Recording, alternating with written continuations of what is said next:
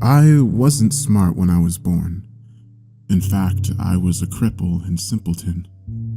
I couldn't walk, so I dragged myself around the forest floor, never straying far from my mother's presence.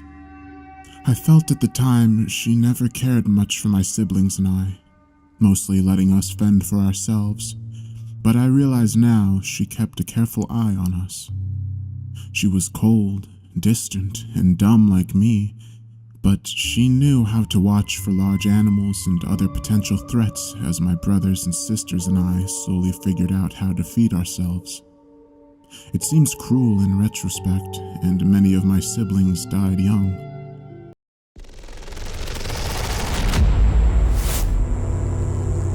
Life was hard, crawling in the dirt of the forest floor, treating anything remotely edible as a banquet to be cherished.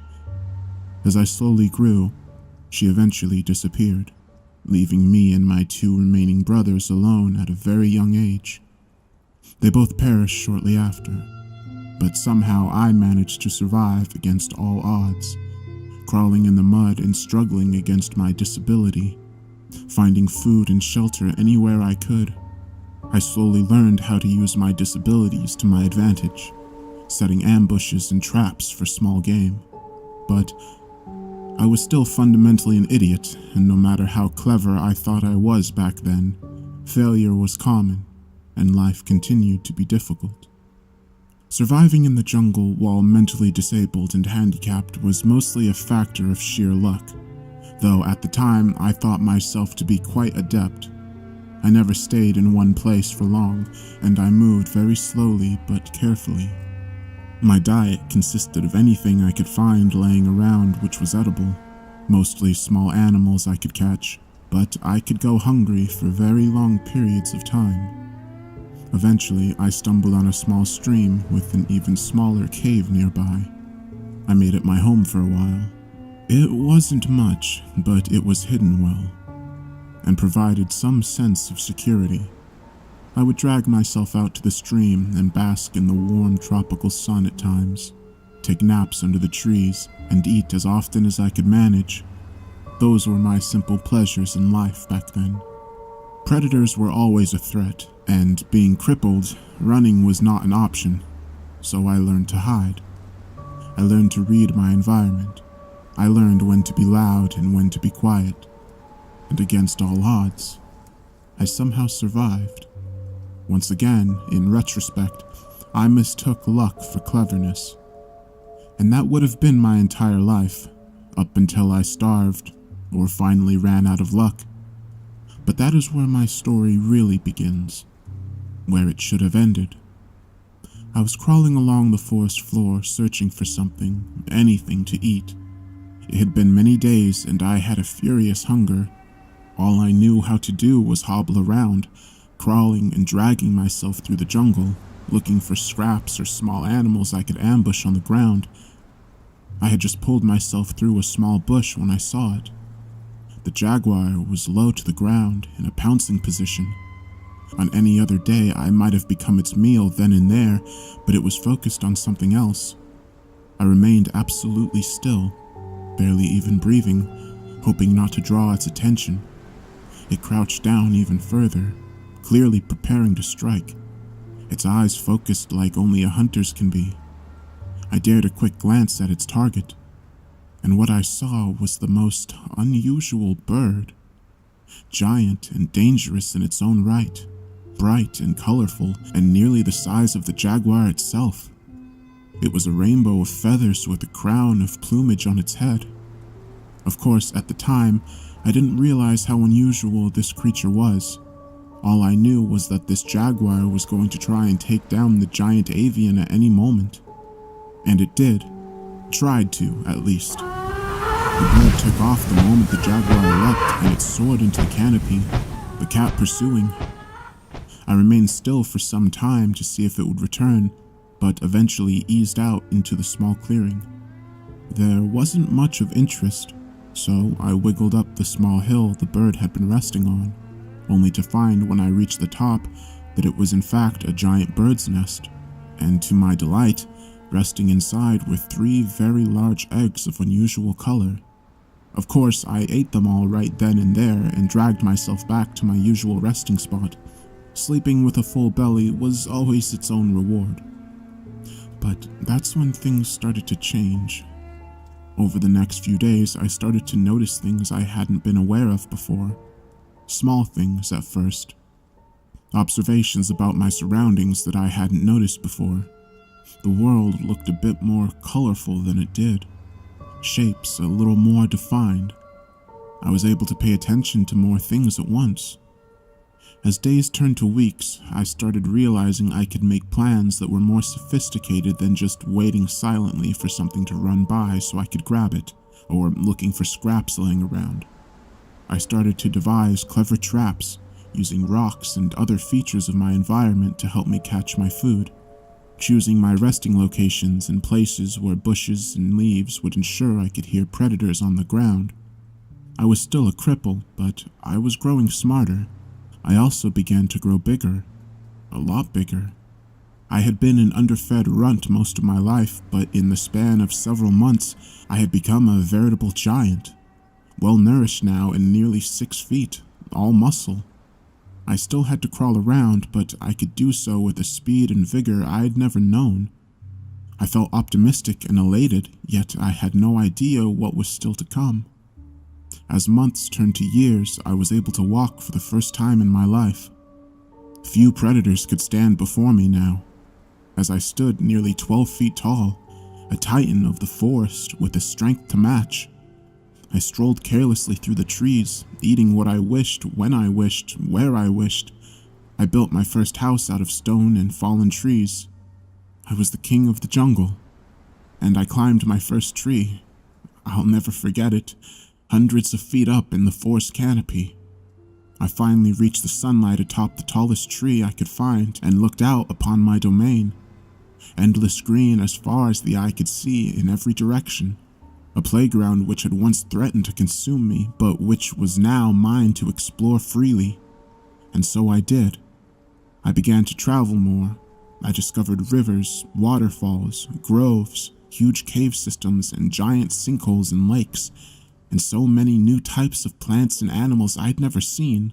Frogs and birds, cats and spiders, animals which ate plants and plants which ate animals.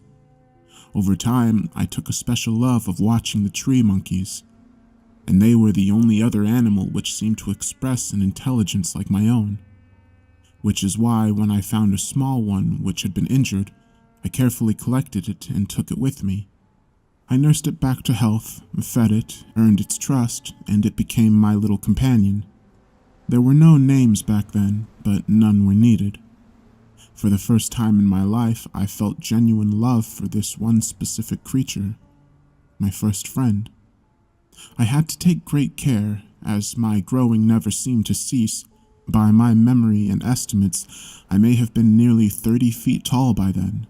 And this little monkey was barely a fly in comparison, but the joy he brought me as we traveled together, as he gathered tiny fruits for me, and as he slept peacefully next to me, made me realize how lonely I had been all those decades wandering the forest all by myself, always just watching, but never feeling like more than an observer anymore. When he finally died peacefully of old age, I was, of course, heartbroken.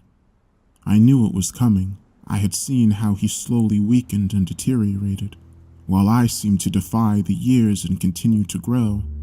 Time shifted the world around me. Landscapes slowly changed, rivers altered, animals came and went. After he died, I retreated back to a more observational phase of my life again, mostly wandering the forest and indulging in the sights and sounds around me. I don't know how long I spent like that before they found me.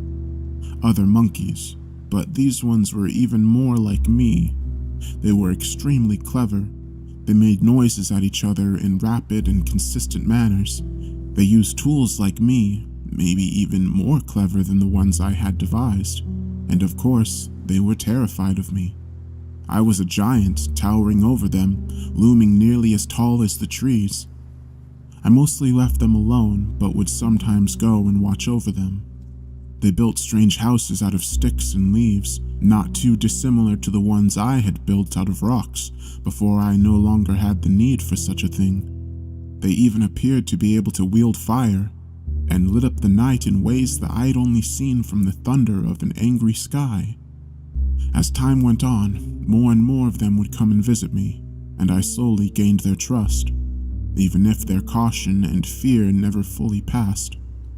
I learned over time what their noises meant, and after some effort on my part, we were able to communicate quite well.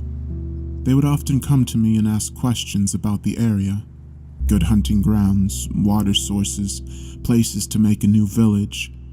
After all, I had been almost everywhere. One day, some of them started leaving strange carvings in stone around where I slept. I asked one of them about the artifacts, a youngling who had come to ask for my help removing a mighty tree which threatened to fall on his hut. He told me that they were left as offerings, so that I might bless them with good fortune. He told me how their lives are hard and short, and then told me that a god such as myself could surely make their lives better. That was the first time I had encountered the concept of a god. I had taken a liking to these little ones, so I had already been aiding them with my knowledge whenever they would ask for it, but he was right. I could do more, much more. I remember the look of terror on many of the little people's faces as I towered over their village. Perhaps they were expecting some wrath or a perceived slight. I can't know, but I quickly made it clear that I was there to help by removing the offending tree and setting it out of harm's way. Our relationship expanded quickly over the next few years, and they devised great and clever projects which took advantage of my size and relative strength. In those years, we accomplished in days what would have taken them decades on their own, were it even possible at all. We even replaced the village huts with a more durable collective structure, stones stacked so tall that they dwarfed the trees around them. The giant pile of boulders was carefully stacked to create living space to spare. A crude pyramid of sorts, I would later come to realize. Things went well for a while, and I took a very active role in the lives of my new friends. It reminded me of my old monkey friend from so long ago, except this time there were many, and I could speak to them and share my thoughts and feelings. It was an exhilarating time for me, and we accomplished much. We dug trenches to allow water to reach areas where they could cultivate crops. We studied the stars together and speculated on the mysteries of the forest and the world. I watched friends be born, age, die, only for new friends to appear. After many years, though, the number of friends grew and grew and grew. Eventually, there were so many that they began to fight each other over what seemed to be the infinite bounty of the forest. Their noises changed, and I could no longer understand all of them anymore, only the ones I remained near. They began to ask me for help or blessings hunting other people, fighting other villages. I always refused. The tipping point came when the village I attended attempted to sacrifice a young girl in my name in order to gain my support in an upcoming raid. I had tried to tolerate them and understand them, but their pettiness had boiled over, and I was exacerbated. There were too many people, too many villages, too many conflicts, too much sadness.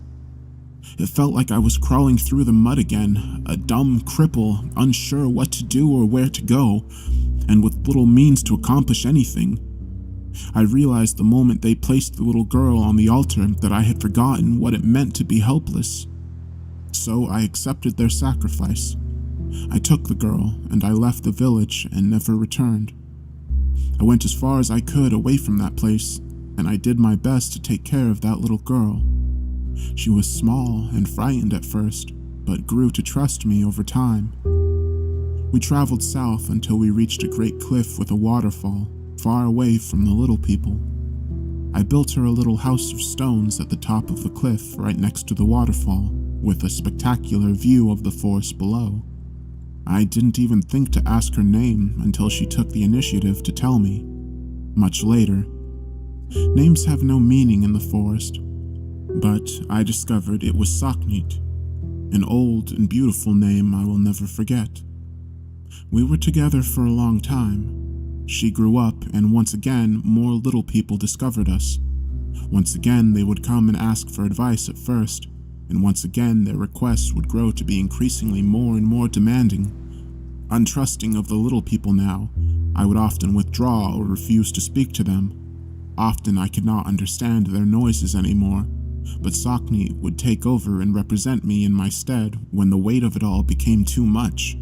She even put feathers on her head like me in order to gain some trust and status from the visitors so they would eventually come to understand that I trusted her. After a time, it almost became expected that she was the one you would speak to when you came to me, which I was fine with. She never once misrepresented me. We were both children of a similar fortune, abandoned by fate and then entrusted with something special we could use to help others, and I knew she could be trustworthy. I slowly came to understand that she was good at what she did. I watched her mend divides, forge alliances, and eventually end a war. I was a simple person of the forest, but she was a politician, and she knew how to use my name and power to change the little people, to make them better. I loved her, more than I even loved that little monkey. She was kind, gentle, but intelligent and uncompromising. She taught me things I'd never heard of, things she learned from our visitors. We had no needs, so knowledge was paid for with knowledge. Forms of what I would later find were arithmetic, astronomy, philosophy, and more slowly arrived bit by bit. It gave me a new window into the world around me, one I had never given its due consideration, despite being more ancient than many of the trees. It always amazed me that these little people were so creative and intelligent, and it was her. She was the one who, in the end, inspired me to put my faith in them again. I started to take a more active role once more, but being mostly stuck in one place, I studied and philosophized and tried to make myself useful to the little people in ways that I could. I slurped up knowledge and offered it back to any who asked. I was too big to move so freely around the woods now without laying waste to it, but the little people seemed more than happy to come to me. Sakni even gave me a name. While the little people had called me many things before, this was the first one I truly took to heart. And in those years, my heart grew nearly as fast as I did. When she died, I was once again heartbroken. It was a tragic accident, nearly 140 feet now. I was so massive it was hard to even move through the woods anymore without trampling everything in my path. I tended to just remain in one spot near the top of the waterfall as a result, and spent most of my time asleep or staring out over the vast and beautiful jungle, framed by the mountains hundreds of miles below. I don't know why she had come so close to me while I was sleeping that night, or what cruelty of fate caused me to roll over, but when I woke, I found I had accidentally crushed her to death. I could barely even recognize her. I had seen the little people cry before, but that was the first time I myself had ever truly wept. I hadn't even realized I was capable of it. I retreated deep into the forest after that, avoiding everything. Everyone was so small and I was so dangerously large. I just wanted to go hide in a cave somewhere and never come out, but even finding such a large cave now would seem nearly impossible. As was so often the case in my life, I did not know how much time passed. Probably ages, but eventually the little people found me again, as they always did. But this time it was different. They remembered my name. They brought me food and gifts. They once again asked for my knowledge and my help to save and improve their lives. I enjoyed their company despite my distrust, apathy, and depression, even though they asked me to come with them to their town, and after much deliberation, I finally agreed. What I found when I arrived there was a landscape drastically transformed, the massive destruction of a forest replaced by farmland, and a great city made of stacked stone, much like the one I had made so long ago, but much more refined and massive. And the number of little people was uncountable. The forest devastation was so great that I could not even see the trees on the other side of the city. I just stood there towering over everything and felt horror ripple through me from my head to my toes. I felt as though this was somehow all my fault. I should have known this would happen. I should never have helped the little people, for they were so smart that the forest itself had become their prey. Or maybe I should have helped them more, taught them better to be stewards of the forest, not destroyers of it. I immediately left without a word back the way I came. They followed me, yelling and crying my name for some while before eventually giving up and returning to their desolation of a home. I went further south, far further south. I dreamed about that bird from so long ago. Was it the last of its kind? What destruction had I myself wrought on it or its species when I ate its eggs? I wasn't intelligent enough to have such thoughts back then when I did it, but now it was always there in the back of my mind. How easy it truly is to destroy something beautiful out of sheer ignorance. I finally found a new cave, my cave, large enough for me to fit in snugly, and I went to sleep. As always, I do not know for how long, ages most likely, and once again I was awoken by the little people. They hadn't changed much by my perception, but their noises were new. It took me some time to understand them again, but once I did, they told me of how things were. An empire, they said, greater than any before, and cities of stone which fed and housed vast numbers of little people. I could only barely imagine how many of them could survive on the fruits of the forest, but they told me they no longer needed the forest. They claimed to have tamed the wilds. I remember at one point asking one of their supposed wise men what had happened to the little people who I had once seen doing the same thing. He told me that their cities had been abandoned long ago, and that they retreated back into the forest. This gave me some hope, and I believed that in time, they too would return to the forest. I did not tell him my thoughts, though. I simply sent him away. More and more of them flooded to me, and before I knew it, they were erecting monuments all around my cave, destroying trees and slaying animals in the process. I tried to chase them off, but they would always return eventually. I fled them in a fit of anger one night, after years of fitful and interrupted slumber. I went further south. Eventually, I found another home, one of many in my travels, but it was suitable. Deep, dark, and hidden in the bowels of a sinkhole. Nobody but I could get down this deep into the earth. So here I would finally be safe to rest. No more little people. No more sadness. But this time, it was a different kind of noise. Grating, whirring, ripping noises, alien noises, and the smell of fire and ash. I don't know how long had passed, but when I woke, deep in my hidden chamber, I knew something had changed. These were not noises of the forest or even noises of the little people. I had to investigate. When I peeked out of my cave, I stood up and looked over the trees to see smoke filling the air and huge swaths of forest completely burned to the ground. I went to see what was happening and observed the little people burning and chopping and tearing at the trees with strange tools I'd never seen before. Noisy tools, violent tools. Some of them spotted me, and it wasn't long before they were screaming and fleeing in mass. I couldn't understand. There were no crops here, no city. Why were they destroying the forest, burning it to the ground even, not even using the wood from the trees as they used to? I walked through the devastation and saw it stretched out seemingly forever. In the distance, I saw strange buildings, very different from the stone and thatch ones I was familiar with. The vast herds of unusual animals I had never encountered before. The forest had turned to grassland at the hands of the little people. I stood and watched over the area for a few years, frightening off those who dared trespass. I wandered around and patrolled, destroying the infrastructure the little people used to attack the forests wherever I found it. I took care never to hurt any of them, and it wasn't hard as they always fled in my presence. I became cold-hearted though, and felt the little people were a plague. a disease I had allowed to fester. Once again, I believed this was my fault, that it was something I could have prevented. Time continued to pass. Many suns, many seasons, many years.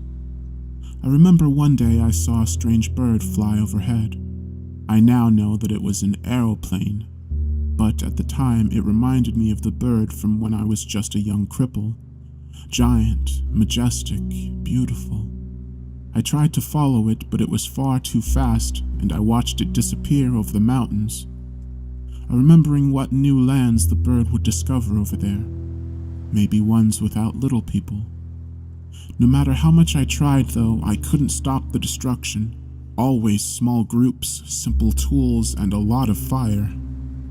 I could not be everywhere at once. I felt despair. Time passed, but an old man found me one day and spoke to me in new and unusual noises. At first, I ignored him, but he persisted and slept nearby every night, refusing to leave. He would come every day and make the same noises at me. He seemed harmless, and I felt lonely, so on a whim, I decided to let him stay for a while so that he might teach me the new noises.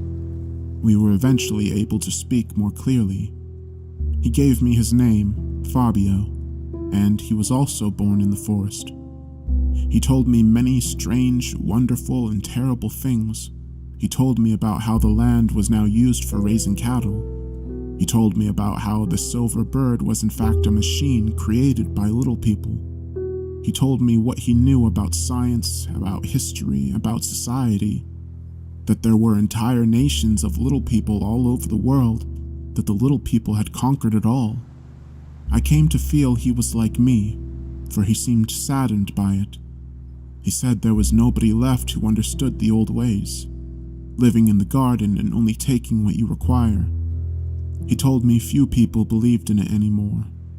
The eye was just a scary story told to frighten frontiersmen's children, or just a mythology told in schools.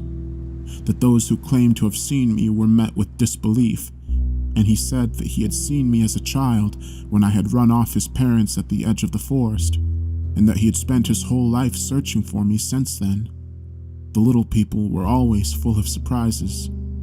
I took him in, and his welcome company and knowledge warmed me as I continued to hide in the cave. He taught me to play chess.